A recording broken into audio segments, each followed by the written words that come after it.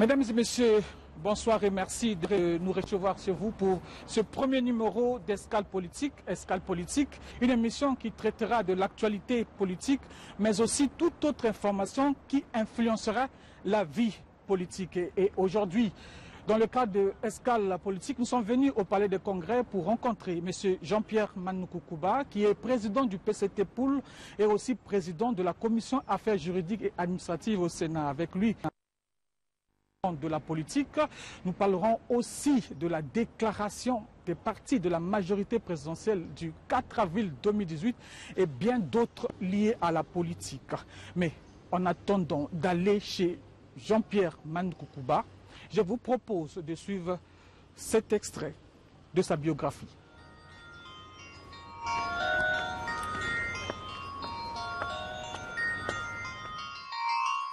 Du haut de ses 66 ans, Jean-Pierre Manoukoukouba est considéré par beaucoup de ses camarades du PCT comme un intellectuel.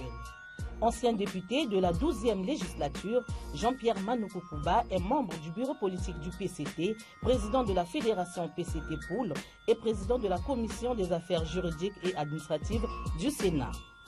Celui qu'Escale Politique reçoit aujourd'hui a été plusieurs fois directeur général en France et au Congo, trilingue. Il est à l'aise aussi, bien en allemand, anglais et bien évidemment en français. Expert financier de profession, Jean-Pierre Manoukoukouba a été manager conseil d'affaires et même manager conseil près la Bourse de Paris. Il se sent donc comme un poisson dans l'eau quand on parle économie et finances. Seulement, ici, c'est plus de la politique qu'on parlera. Il se sent aussi sur son terrain parce qu'il a attrapé le béguin de la politique pour contrer les assauts de Giscard Maouro.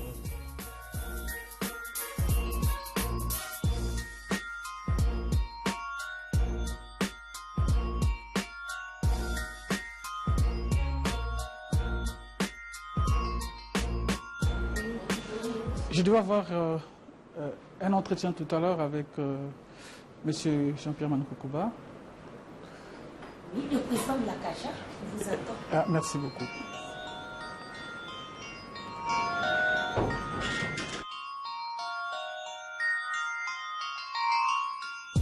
Mais... Bonjour.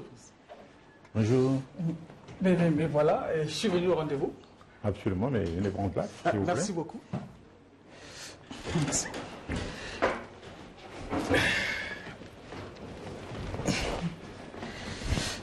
Merci, Président, de nous recevoir dans vos bureaux. Nous sommes venus dans le cadre de l'Escale Politique. Oui. Et comme Escale Politique, vous êtes membre du bureau politique du PCT, président du PCT Fédération du Pool.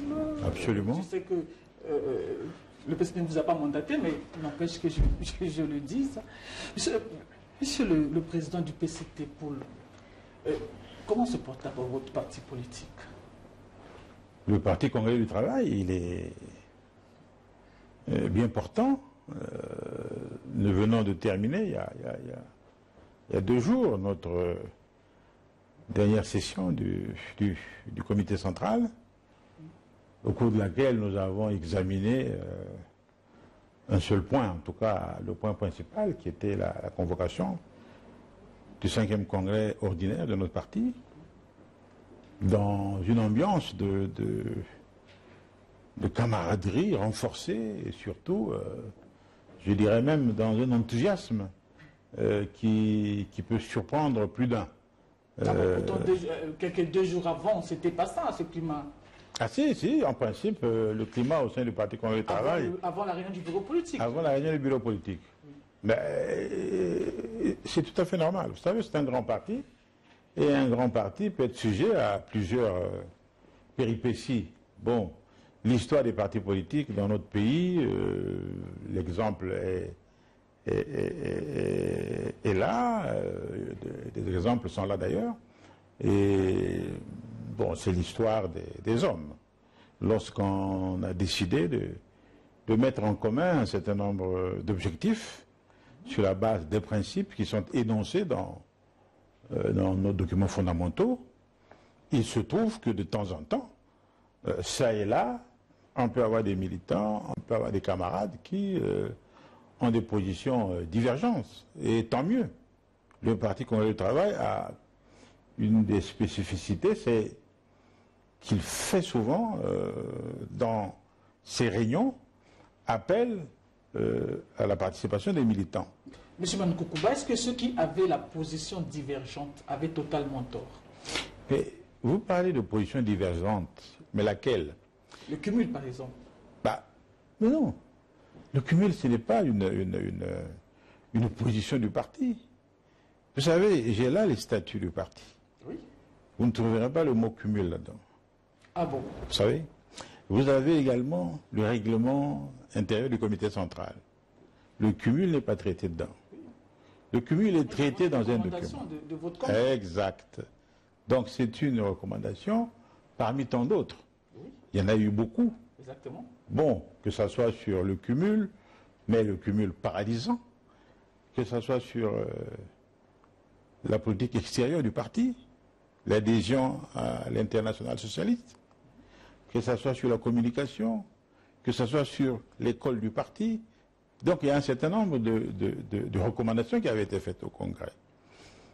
Mais toutes ces recommandations seront vues, notamment à l'issue du 5e Congrès ordinaire. Oui, mais c'est qu'on ne comprend pas. Votre avant-dernière session du comité central a donné quitus au secrétariat permanent, oui, de votre parti, et notamment au secrétaire général, de cumuler et ses fonctions du secrétaire général et ses fonctions du président du Sénat, alors que les mêmes membres de ce comité central avaient retoqué lors du Congrès. On ne comprend plus rien. Non. Ça, c'est une confusion, je dirais, journalistique ou alors... Non, c'est simple. Lors du 6e Congrès extraordinaire de 2011, nous avions un certain nombre de recommandations. Les statuts du parti ont été reformatés, ainsi que le règlement intérieur du comité central. Mais il y avait en même temps des recommandations qui avaient été faites pour un certain nombre de choses que j'ai rappelées tout à l'heure. Exactement. Le cumul paralysant, parce qu'on oublie l'autre terme, le cumul paralysant, c'est-à-dire est dans notre pratique à des conseillers. Il est à des conseillers, c'est-à-dire que sauf dérogation spécifique, je dis bien sauf dérogation spécifique, ce qui veut dire que tous ceux qui étaient en situation de cumul, plus ou moins, ont été rappelés à l'ordre pour qu'ils ne sortent plus, pour qu'ils ne soient plus dans cette position de cumul. C'est le cas de beaucoup de camarades, députés, en tout cas parlementaires, qui ne peuvent pas siéger dans les conseils départementaux ou municipaux. Mais vous avez toujours des camarades qui continuent de siéger. Parce qu'ils ont eu recours à la loi, par exemple. Ils ont demandé au ministère de l'Intérieur, si le ministère de l'Intérieur dit non, la loi ne l'interdit pas.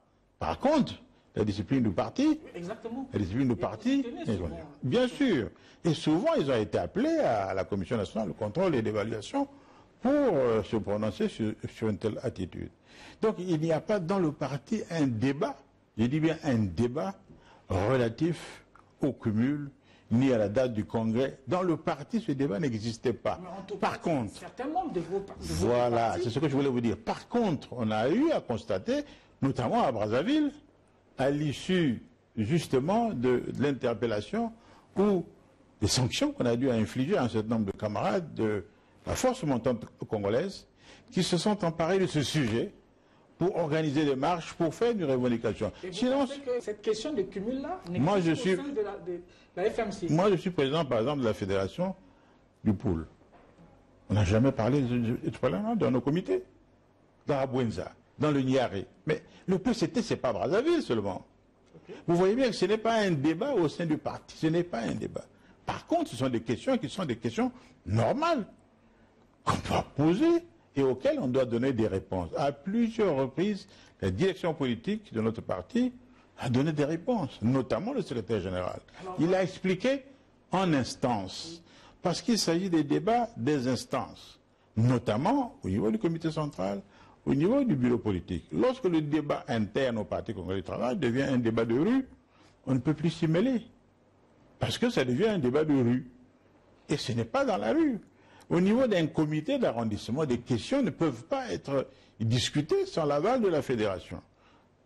J'ai eu l'occasion de le dire que ce n'est pas une Noziki, le Parti congolais du travail. Il est régi par une loi, la loi sur les partis. Et donc, il faut avoir une certaine discipline lorsqu'on veut aborder des questions. Ce qui a été fait par le Congrès, un autre Congrès peut le défaire. Avant d'arriver à ce Congrès-là, oui. quelle est la différence, faites-vous alors, entre le cumul collé à M. Isidore Mvouba et le cumul collé à M. Pierre Ngolo? C'est la première fois qu'on parle du cumul de M. Mvouba. Mais de quel cumul il s'agit-il? On parlait de cumul paralysant avant votre dernier Congrès. Et c'est même pour cela, selon certaines personnes... Ah, c'était pas spécifique à lui. Ok, et je pense... à ce moment-là, le débat au sein du parti n'était pas encore, c'est-à-dire qu'il n'y avait pas encore eu de recommandation, puisque le Congrès n'avait pas eu lieu. C'est le comité central qui a eu à constater que le secrétariat permanent de l'époque avait un certain nombre de lenteurs. Tout simplement parce que beaucoup... Mais ce constat a été fait par toute la base du parti. Ce qu'on appelait l'état des lieux. Exactement. Nous sommes allés dans tous les comités, dans toutes les fédérations, et c'est revenu. Donc on savait qu'au Congrès, il fallait qu'on en discute, il fallait qu'on en parle. C'est pour cela qu'on a prescrit un certain nombre de règles. Mais on n'avait pas prévu que celui qui est dans une situation de cumul doit faire ceci, doit être sanctionné par rapport à ça. Dans le code de discipline, cela n'existait pas. Mais le débat existe. Il a bien existé, notamment au niveau de la Fédération de Brazzaville, notamment au niveau des instances habilitées. Mais les instances habilitées, ce sont lesquelles? C'est le bureau politique et le comité central. Et ces débats en comité central, par exemple, en tant que tel, sur les 400 et quelques camarades que nous sommes au niveau du comité central, moins ceux qui sont décédés, bien sûr, il y a eu 4 ou 5 camarades qui ont posé la question. Et ils ont eu les réponses. Donc ça n'a pas eu l'effet qu'on a vu, qui a été amplifié, notamment par les réseaux sociaux, notamment par la presse, et ainsi de suite. Donc c'est une tempête dans un verre d'eau, en réalité, puisque lorsque nous nous sommes retrouvés, vous avez vu que la camaraderie a ressurgi et que, réellement, tout ce qu'on pensait être des rancœurs n'était pas du tout des rancœurs. Donc après les travaux de votre bureau politique et la dernière session extraordinaire, la 5e du genre du comité central, tout est derrière vous. Absolument. Puisque nous allons au Congrès. Nous allons au Congrès et le comité préparatoire, une partie du comité préparatoire a été mise en place. Donc vous voyez bien que nous sommes dans la ligne droite de ce qui a été fixé, prévu par le comité central, déjà depuis longtemps, depuis 2016. Certains, à tort ou à raison, étaient en train de se dire, mais peut-être que ce débat sur le cumul opposait deux camps, le camp de M. Pierre Ngolo et le camp de Denis Christel Sassou Nguesso. Et on a suivi l'audio de Mme Ingani qui le projette même déjà le remplaçant de Denis Sassou Nguesso, votre président du comité central. Le débat ne se pose pas ouvertement, mais on sait que ce débat-là existe. Ça, c'est des fake news, comme disent les Américains. Ce sont des fausses nouvelles. Et donc, Mme Ingani, lorsqu'il avait appelé M. Mobogola, l'audio-là, ce sont des réseaux sociaux. Attendez, vous me voyez commenter des choses des réseaux sociaux? Non, Mme Ingani. Est-ce que vous pensez que je suis à un niveau où je vais commenter des choses des réseaux sociaux? Vous savez, il s'agit d'un membre du gouvernement. Et un membre du gouvernement, le gouvernement prend ses responsabilités à travers le président de la République et le Premier ministre. Pour nous, ce débat est clos. Mais vous ne me voyez pas parler de quelque chose que je ne maîtrise pas d'abord, et ensuite, qui peut faire l'objet d'une... Je me souviens que l'opposition qui avait été citée dans cette cassette avait voulu porter plainte, mais qu'elle s'est tue en voyant comment le gouvernement, comment le président avait réagi par rapport à ça. Je pense qu'on ne peut pas faire une polémique là-dessus. Ça fait partie des petites erreurs dans la démarche, mais la camarade Inès Ingani, c'est une camarade qui a fait ses preuves au sein du parti, parce que c'est une militante, une responsable de l'OFC, et nous continuons à lui faire confiance. Et certains dans votre parti politique aussi susurrent que si tout est rentré dans l'ordre, parce que le président de votre comité central aurait tapé le poing sur la table et tout le monde s'est casé. Est-ce que vous avez un commentaire là-dessus? Ça, ce n'est que vous qui pouvez nous le dire. Parce qu'en réalité, le président du comité central n'intervient pas dans les débats au sein du parti. Absolument pas. C'est comme ce que vous avez avancé, l'assertion que vous avez avancée tout à l'heure, la candidature du camarade Christian Sassou Nguesso, qui est un cadre éminent de notre parti, est un membre du bureau politique, qui assume ses responsabilités. Et il a eu plusieurs fois l'occasion de repréciser que pour lui, le candidat pour 2021, éventuellement, pour lui, c'est Denis Sassou Nguesso. Il l'a dit lui-même. Mais puisque vous êtes journaliste, puisque votre métier, c'est de titiller les acteurs politiques, je comprends que vous puissiez me poser cette question. Mais il n'y a pas de camp. Au sein du Parti Congrès du Travail, il n'y a pas le camp d'un tel ou le camp. C'est complètement superflu d'imaginer que les choses se passent comme ça. Mais pas du tout. C'est vrai qu'on a besoin de ce genre de fantasme, hein, peut-être pour égayer ou pour amuser la galerie. Mais le Parti Congrès du Travail est, comme le gouvernement, confronté à la situation, qui est la situation du pays. Je crois qu'elle mérite beaucoup plus de considération que ce genre de... Ça sera peut-être la dernière question concernant votre parti. Certains aussi, vous n'allez pas dire aussi, ce n'est pas des journalistes, pensent que Denis Sassou Nguesso, il est chef d'État, il est au-delà du parti politique, mais c'est lui qui est le trait d'union de votre parti politique. Après Denis Sassou Nguesso, le PCT va imploser, les gens vont s'étriper. Un commentaire? Vous savez, le Parti Congrès du Travail a vécu plusieurs expériences. Je dirais même des drames. Et il a toujours su se relever. C'est le seul parti qui a été rejeté, plongé dans l'opposition et qui est revenu à la demande des populations. Donc il a une expérience que très peu de partis ont. Vous savez, nous allons fêter là en décembre le cinquantenaire de notre création. C'est un bail, comme on dit. Et le président Denis Sassou Nguesso, c'est lui qui inspire, c'est lui qui montre la voie. Et nous sommes là, comme on dit, les mécaniciens, pour essayer de faire que, eh bien, le train soit toujours en bon état, en dépit des vicissitudes, qui sont des vicissitudes d'une organisation politique, mais qui tient la route, et surtout qui est derrière et qui suit et qui soutient fermement, eh bien, le gouvernement. Parce que penser déjà à la disparition, à l'implosion, nous sommes aujourd'hui en exercice, en responsabilité, comme on dit. Nous ne pourrons pas vraiment nous perdre en conjecture pour dire que demain, s'il n'est pas là, nous savons qu'il n'est pas éternel. Ça, nous le savons, bien sûr. Mais il nous a tellement inspirés. Il nous a tellement inspirés. Est-ce que serions-nous dignes demain, dignes d'être nous aussi les continuateurs de son œuvre? Ça, c'est la vraie question. Début septembre, le président de la République était en France et il y a une phrase du ministre des Affaires étrangères, M. Le Drian, qui avait dit carrément que la France attend des actes sur la situation de M. Jean-Marie Michel Mokoko. Comment avez-vous apprécié cette sortie du ministre des Affaires étrangères? Je ne sais pas si... Moi, j'étais en France à ce moment-là. Je n'ai pas eu connaissance de cette déclaration de M. Le Drian. Bon, je crois qu'il est suffisamment responsable pour ne pas... bon, parce que les relations entre le Congo et la France sont au beau fixe, ce sont de très bonnes relations, et se sont beaucoup intensifiées. Le président de la République est reçu en France avec un éclat particulier, et entre le président Macron et le président Denis Sassou Nguesso, d'après ce que nous savons, le courant passe. Cela m'étonnerait beaucoup.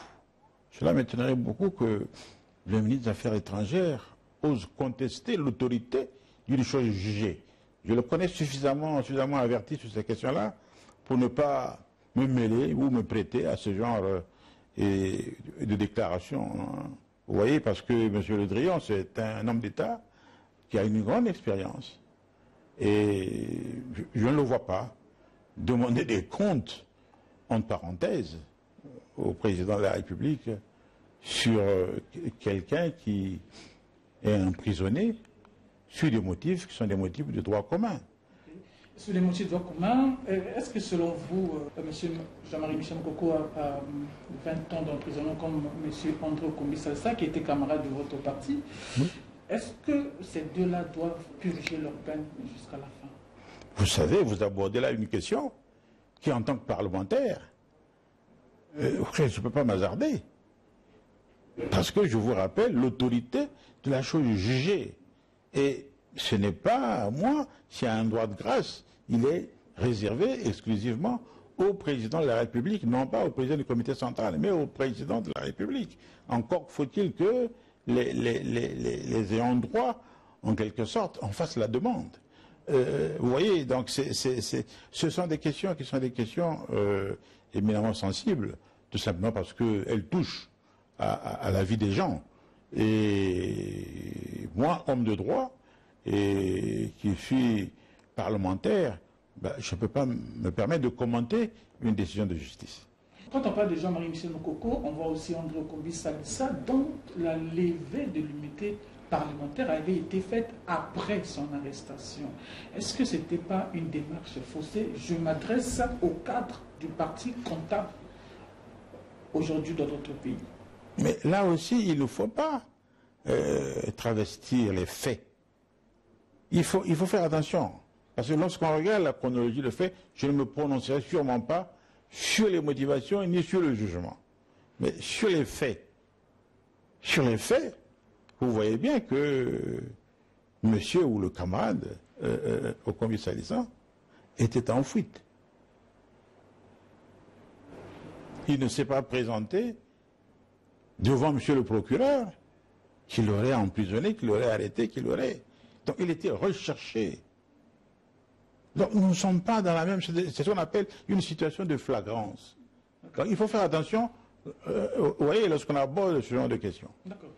Il faut faire attention, parce que je parlais de la levée de l'immunité parlementaire, oui. Ça avait été levé, oui. Mais il y a eu un cas, on va aborder notre deuxième thème, oui.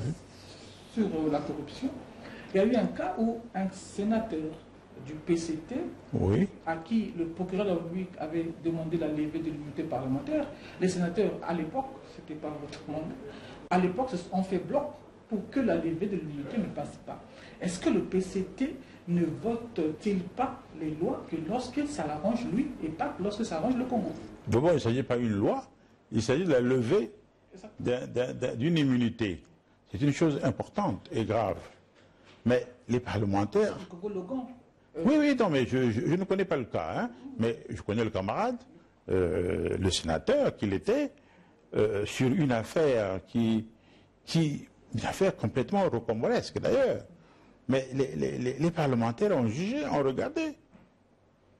Et ils ont émis un vote clair.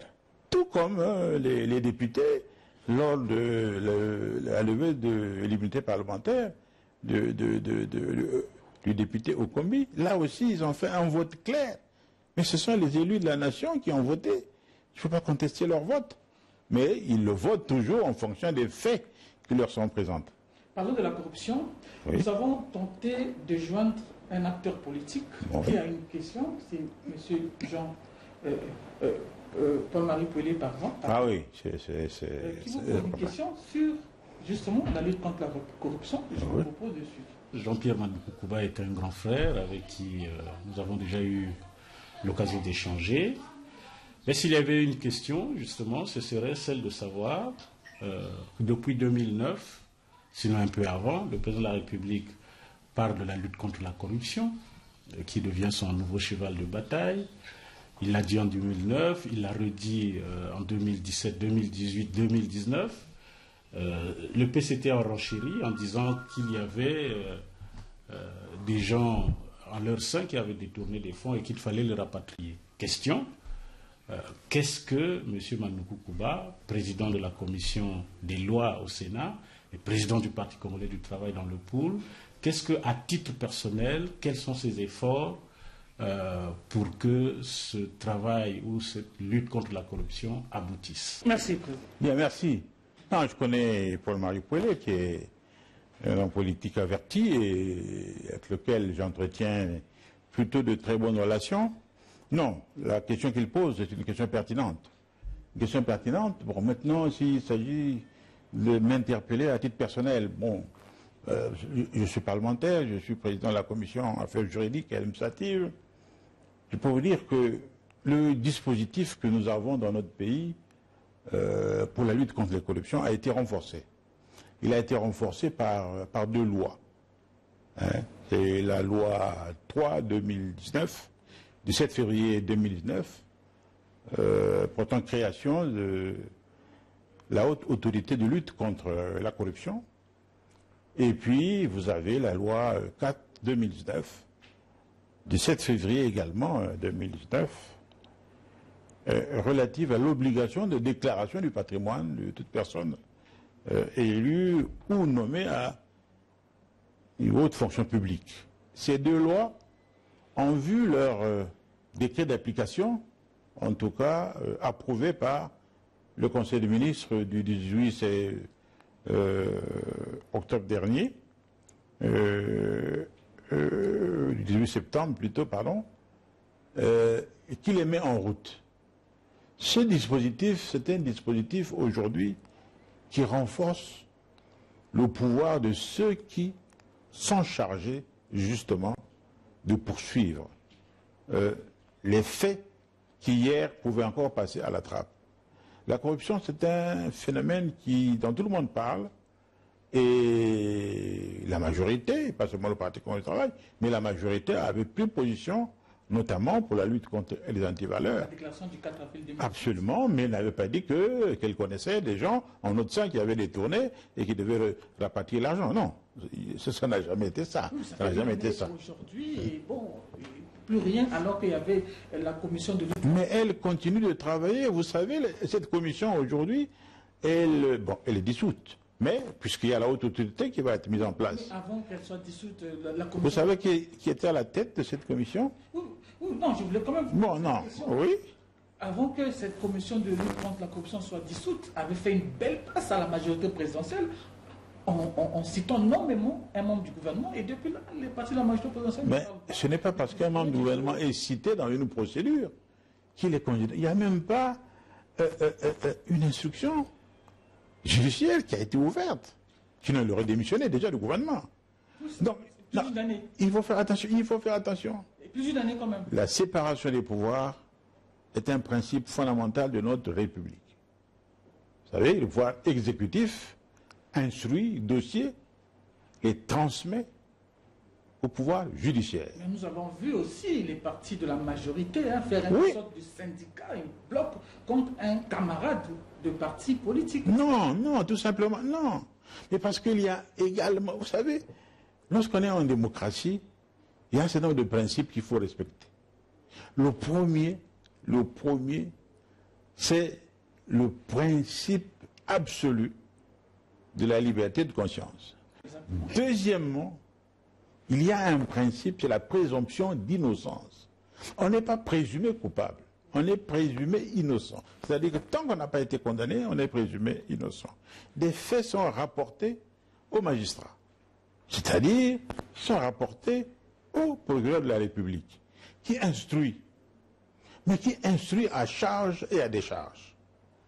Mais le procureur de la République est en train de faire son travail. Dans le cas d'espèce aussi, M. Manoukou. Dans tous les cas. Dans le cas d'espèce, le rapport a été signé, donc approuvé par celui dont on parle ici, M. Jean-Marc Fister-Tikaya. Est-ce que ce n'était pas un aveu quand il signait ce rapport-là de la commission? Il n'y a pas d'aveu, je vous dis qu'il n'y a pas eu une instruction, il y a eu une audition. Mais dans une audition, on échange. Nous sommes dans un principe de contradiction. Les débats sont des débats contradictoires. Nous sommes à un niveau où l'instruction n'a même pas... Il n'y a même pas une information judiciaire qui est ouverte sur ce dossier. Vous voyez? Donc il ne faut pas aller vite en besogne. Il ne faut pas aller vite en besogne. Quand il y a un cas comme ça, nous avons vu beaucoup dans certains pays qu'on a incriminés, bon, avec l'opinion publique, certains démissionnent sans même qu'ils aient été mis en examen ou autre. Est-ce que ça ne traîne pas aussi? C'est une volonté délibérée pour les camarades de la majorité présidentielle pour protéger. Il s'agit pour aussi disjoncter, vous les partis de la Mais majorité. il ne s'agit pas de ça. Il s'agit d'une affaire de justice. Il s'agit d'une affaire de justice. Et une affaire dans notre pays, on a vu des généraux, on a vu des ministres être arrêtés, être mis. Et puis l'instruction est allée vite aussi. Et dans ce cas-ci... Ah non, l'instruction va. Mais comment? Mais ce n'est pas le même calendrier. M. Longo a été arrêté. Ben, c'est pour ça que je vous dis que sur la base d'une instruction qui prend le temps que la justice lui donne. Parce qu'à chaque fois, on accuse la justice d'être instrumentalisée. À chaque fois, on dit que la justice est aux ordres. Mais une fois que la justice veut faire son travail comme il faut, on dit, ah, cette fois-ci, non, non, non, elle traîne parce que... Non. Il faut, le temps de la justice n'est pas le même temps que le temps politique. C'est pas la même chose. Jusqu'à présent, monsieur le ministre Chester Chikaya n'a jamais été incriminé. Ce n'est pas parce qu'il est cité qu'il devient coupable, non. Je vais vous lire un extrait de votre déclaration du 4 avril 2018. Mais je la connais. Qui disait que les partis de la majorité estiment qu'il appartient aux institutions impliquées dans la lutte contre la répression de la corruption, la concussion, la fraude, le trafic, le vol, le laxisme et autres comportements blâmables de prendre leurs responsabilités. Oui. Et cette institution, à l'époque, avait pris ses responsabilités. Mais on n'a pas blâmé. l'impression qu'on avait blâmé. Non, pas du tout. On n'a pas blâmé, puisque le président, qui est M. Lamine Nguélé, qui est un grand magistrat, ancien président de la Cour d'appel de Pointe-Noire, donc c'est pas rien, est un homme sensé, qui fait un rapport. Ce rapport doit être transmis au procureur de la République. La seule chose qu'on a dû à reprocher, c'est dans la transmission, il y a eu des fuites. C'est-à-dire une atteinte grave au secret de l'instruction. Parce que la justice doit se faire en dehors de tout bruit, parce qu'il s'agit de la vie des hommes, parce qu'il s'agit de la position des hommes. C'est tout. Un certain nombre de principes n'avaient pas été respectés. Au niveau de la majorité, nous avons, parce que la presse était là pour poser des questions.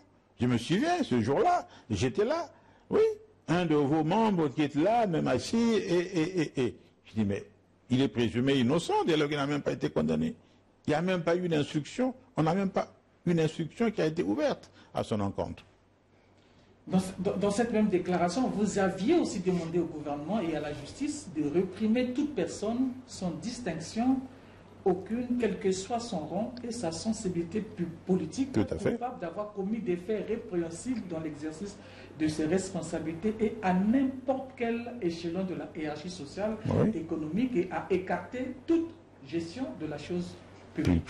Jusqu'à aujourd'hui. Est-ce que les partis de la majorité sont toujours en phase avec cette déclaration? Il n'y a pas de raison qu'ils changent d'avis. Pourquoi nous soutenons l'action du gouvernement? Pourquoi nous soutenons les lois dont je viens faire allusion tout à l'heure, les deux lois principales, justement, qui sont pour le renforcement de l'armature juridique de notre législation, ont été votées par la majorité. Il y a une écrasante majorité. Donc on ne peut pas dire qu'il y a un recul. Non, nous renforçons le dispositif. Je vais prendre un autre extrait, ce sera peut-être le dernier extrait. Quand vous aviez dit que c'est un mot d'ordre que vous avez lancé ce jour-là, un mot d'ordre, et vous demandiez donc aux institutions de la République d'entreprendre toute action nécessaire destinée à faire rapatrier tout produit de corruption, de vol et de fraude placé en dehors du pays. Une année après, quelle est l'action que vous avez menée pour que ce que vous avez déclaré il y a une année puisse se concrétiser? Mais il ne faut pas confondre. Ce n'est pas les partis de la majorité qui allaient... Vous êtes une force de pression. Mais justement, nous avons fait pression, nous avons lancé l'appel à l'endroit des institutions chargées justement de cela, dont la mise en place, pour certaines, commence à se faire, notamment au niveau de la haute cour, au niveau de la haute autorité, pardon, de lutte contre la corruption. Je peux bien croire que vous avez fait pression, mais ça, une année après... Et les lois sont sorties. Les lois viennent de sortir en septembre dernier. Nous avons déjà les décrets d'application pour cette loi. Non, c'est-à-dire qu'en réalité, oui, c'est un message du président de la République qu'il a prononcé lors de Parlement réuni en Congrès. Et le Parti congolais du travail, la majorité présidentielle, a pris la suite. On a pris son cheval de bataille. Et on a dit ce qu'il fallait dire. Et nous sommes restés dans ce trading. Nous sommes restés dans cette problématique qui, pour nous, est essentielle parce qu'il s'agit de la crédibilité de notre pays. Il s'agit bien sûr, vis-à-vis des tiers, vis-à-vis des partenaires, de montrer que le problème que nous avons identifié nous-mêmes dans notre pays, nous-mêmes, qui est celui de la gouvernance, est un des problèmes essentiels pour la crédibilité du système que nous avons mis en place. Donc nous ne pouvons pas en même temps avoir deux discours. Mais l'exécutif est en charge et les institutions mises en place pour justement faire ce travail-là sont au travail. Monsieur Manu Kukuba, à l'issue de votre déclaration du 4 avril 2018, le 16, l'UPADES a dit, répondant justement à cette déclaration, je vais lire, à l'issue de cette déclaration de la majorité, l'UPADES dit que les partis de la majorité ont reconnu publiquement que notre pays était plongé dans une crise de valeurs sans précédent, caractérisée par une corruption généralisée. L'UPADES avait-elle tort de dire comme ça? Non, l'UPADES a constaté ce que beaucoup de partenaires internationaux constatent et ce que nous-mêmes avons constaté. Le problème n'est pas de nier des faits qui sont des faits patents, mais ces faits peuvent s'expliquer. Sauf qu'en ce qui concerne la corruption, il faut, pour qu'il y ait la corruption, il faut qu'il y ait des corrupteurs. Il faut donc absolument identifier. Le président a toujours dit d'ailleurs à ce sujet, amenez-moi des preuves, amenez-moi des gens, et puis... Mais aujourd'hui, certains sont en prison.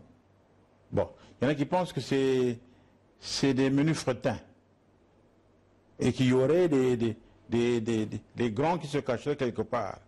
Mais les investigations continuent, le travail continue.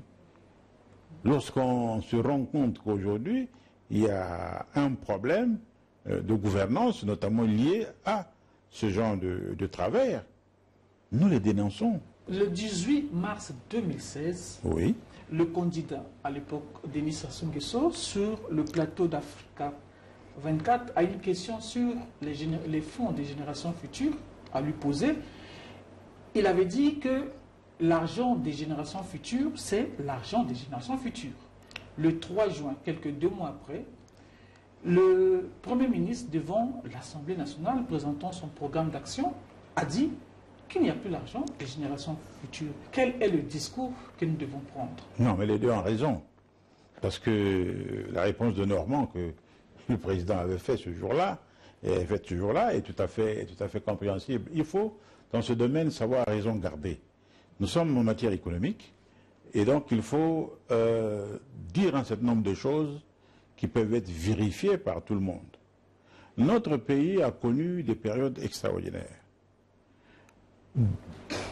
En 10 ans, nous avons atteint des niveaux records en matière de croissance, en matière de recettes fiscales, en matière de réserves.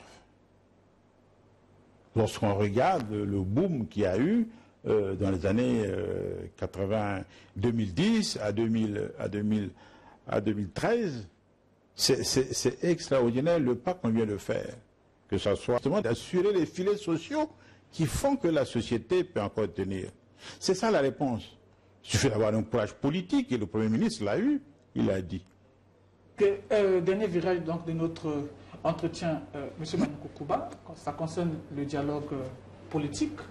Le Conseil national du dialogue a entrepris depuis quelques semaines des consultations, a rencontré les partis de la majorité présidentielle comme à l'opposition. Doit-on encore dialoguer cette année ou l'année prochaine? Je crois depuis 2002. Même avant, on n'a jamais cessé de dialoguer. Et justement, on n'a jamais cessé de dialoguer. Indéfiniment, on ne fait que dialoguer, sans trouver, on a comme c'est pour cela qu'à Sibiti, en 2015, nous avons réformé les institutions en créant justement un conseil consultatif du dialogue, qui soit permanent, une institution constitutionnelle qui est chargée justement de se préoccuper. En quelque sorte, on a institutionnalisé une tradition qui est séculaire dans notre pays. Je suis d'accord avec vous, mais depuis 2009 que le Congo a commencé à dialoguer, 2009 Brazzaville, Oui. 2011 Evo, 2013 Dolisie, 2015 Sibiti, et après c'est Ouesso. Oui. On ne fait que dialoguer sur les aspects politiques qui peuvent être aussi réalisés. Qu'est-ce qui fait, qu'est-ce qui bloque pour que ce que vous-même vous avez arrêté, vous n'arrivez pas à le concrétiser? Mais je vais vous prendre Sibiti. Moi, je suis en même temps commissaire, parce que j'étais le premier vice-président de ce dialogue. Il y a un comité de suivi. Toutes les recommandations, 96 environ % des recommandations de Sibiti ont été appliquées.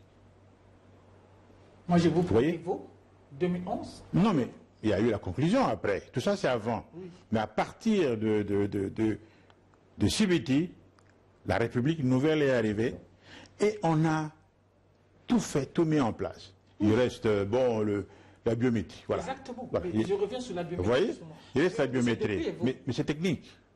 Ça fait depuis Ça, c'est 2011, technique. Ça fait 8 ans Je aujourd'hui. peux vous assurer que même là où elle est appliquée, ce n'est pas une sinécure.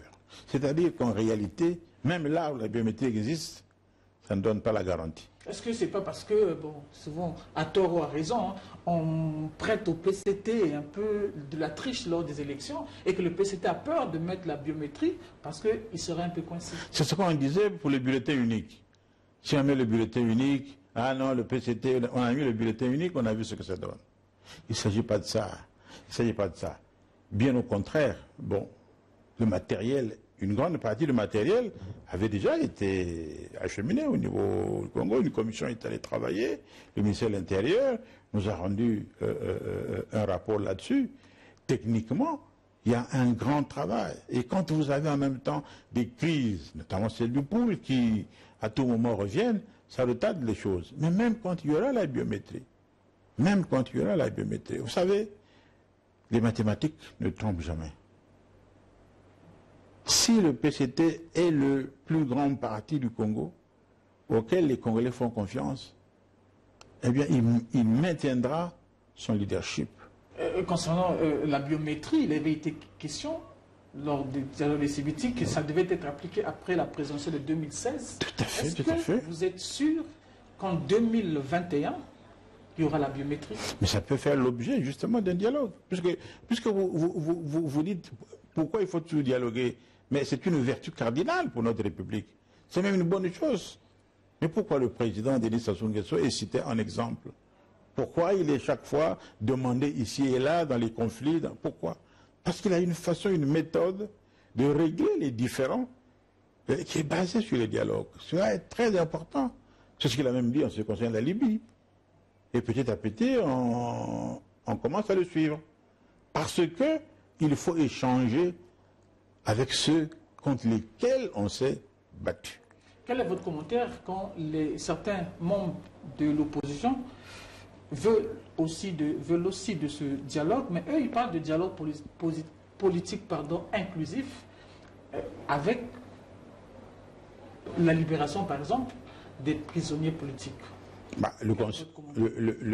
Mais tout simplement parce qu'il part d'un postulat qui est faux. Je ne sais pas lequel prisonnier politique il parle. Ben, vous savez, la majorité, vous dites qu'il n'y a pas de prisonniers politiques. Eux, ils parlent de Mokoko, ils parlent de Kombi Salissa. Mais Mokoko et Kombi Salissa ont été jugés par un tribunal civil. Voilà. Faisons attention aux mots que nous utilisons.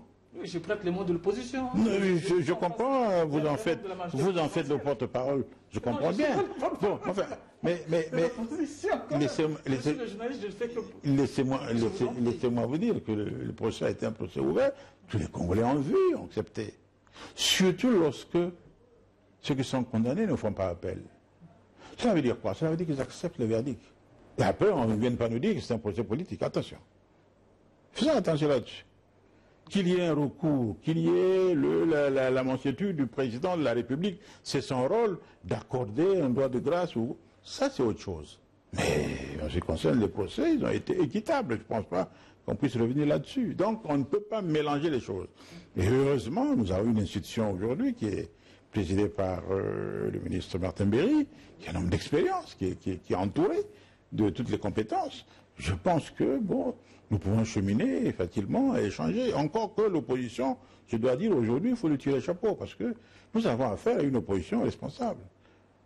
Hein? Il y a plusieurs oppositions, opposition Tchatchi Mabiala, opposition Minari. Celle qui est représentée au Parlement, bien sûr. Mais il ne s'agit pas de l'opposition de Tchatchi Mabiala, j'ai dit celle qui est représentée au Parlement. Hein? Dans toutes les démocraties, c'est comme ça que ça se passe. Maintenant, les autres. Les partis de la majorité présidentielle. Chuter, je ne comprends pas ce que vous voulez dire par là. C'est ce que les autres disent de Mathias Njon. Mais c'est pour ça que j'ai dit, mais arrêtez de faire le perroquet. Non, il ne s'agit pas de ça. Ceux de. Vous appelez quoi, l'opposition radicale, par exemple. On sait que la position de Tchatchi Mabiala. Ce sont des personnalités tout à fait respectables, pour la plupart, et je les connais. Quand je dis je les connais, c'est-à-dire que certains ont été des anciens camarades de lutte, certains ont été des amis. Quand je te dis des amis, c'est vraiment des gens avec lesquels les contacts sont des contacts fraternels. Non. Humains, il n'y a aucun problème. Sauf que, bon, les problèmes qu'ils posent doivent être posés dans un cadre. Et le cadre, c'est le cadre institutionnel. Maintenant, quand on veut engager des discussions dans un cadre extra-constitutionnel, bon, ça peut poser problème. Mais sinon, quand je dis que nous avons affaire à une opposition responsable, je parle de tout ça. Nous avons aujourd'hui un homme comme Guillaume Kimfouchia ou comme Mme Minari, ce sont des personnes tout à fait respectables. Hein? Je ne parle pas de Zachary Bouao ou alors de Mathias Njon, qui sont véritablement, pour moi, des vrais frères. Merci bien. On n'a pas la prétention de tout aborder au cours. Évidemment, dans ce genre d'échange. Est-ce qu'il y a un mot, un point que vous aurez peut-être qu'on aborde, qu'on n'a pas abordé?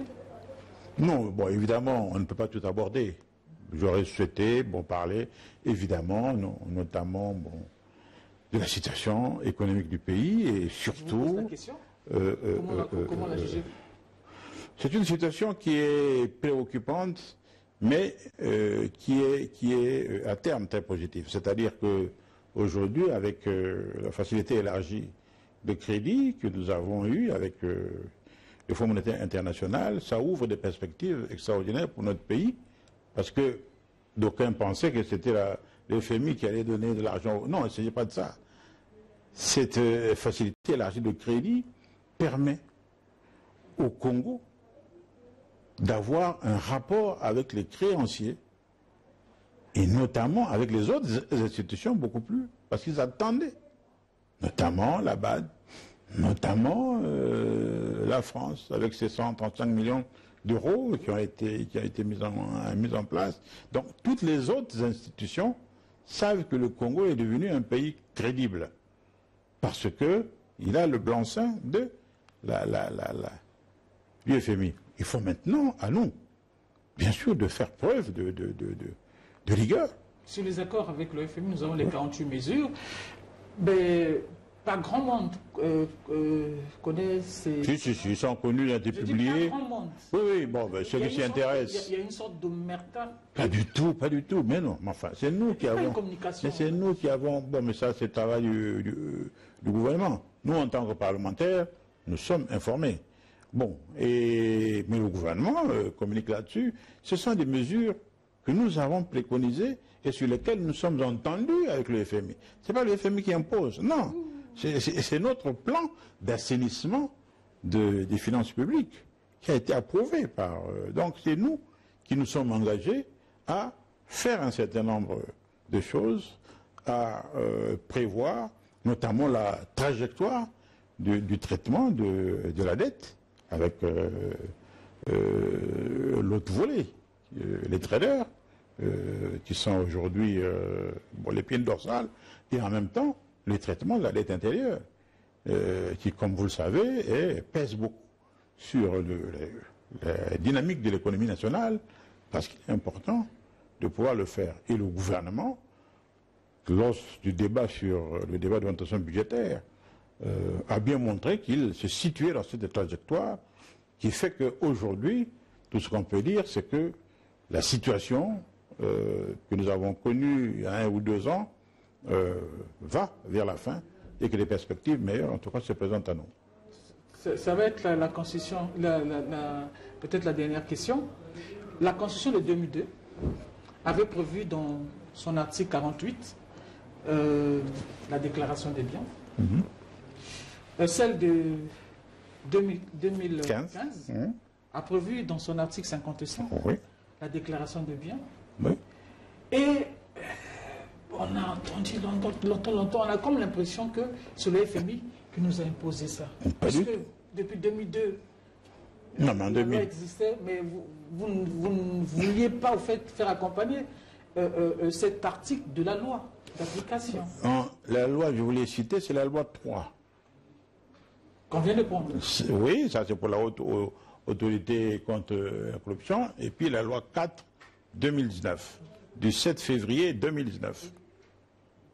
Et les décrets d'application concernant la nomination, justement, vient d'être publié. Je voulais aussi rappeler que la Constitution de 2002 à 2019, ça fait quand même 17 ans. Oui, mais 2002 à 2016, enfin à 2017, bon, il y a peut-être d'autres priorités. En tout cas, le programme législatif n'avait pas permis. Et il semble que ce n'était pas une priorité. Mais dès qu'on a eu la nouvelle Constitution, c'est devenu une exigence en quelque sorte. Donc c'est aussi en échangeant avec les partenaires internationaux. Là, nous allons passer, par exemple, au statut des apatrides, bientôt, qui est une préoccupation mondiale importante, alors que la Convention existe depuis 1954. Vous voyez? Donc chaque chose suffit sa peine. Nous avons un programme législatif qui est tout à fait complet. Nous, au niveau du Sénat, sous la direction du président Piangolo, nous nous efforçons d'être à la hauteur des attentes. Et sur ce plan-là, nous avons tous confiance en lui et nous continuons à travailler pour l'amélioration des textes législatifs parce que nous pensons que c'est un plus pour notre pays. Ça sera votre dernier mot. Merci, chers téléspectateurs. Nous étions en entretien à bâton rompu avec M. Jean-Pierre Manoukoukouba, qui est président du PCT Fédération du Pool et président de la Commission Affaires juridiques et administratives au sein du Sénat. Monsieur le sénateur, Monsieur le Président, merci de nous avoir fait cet honneur d'être notre premier invité d'Escale Politique. Merci à vous. Merci. Merci, chers téléspectateurs. Et le prochain rendez-vous est pris. À très bientôt.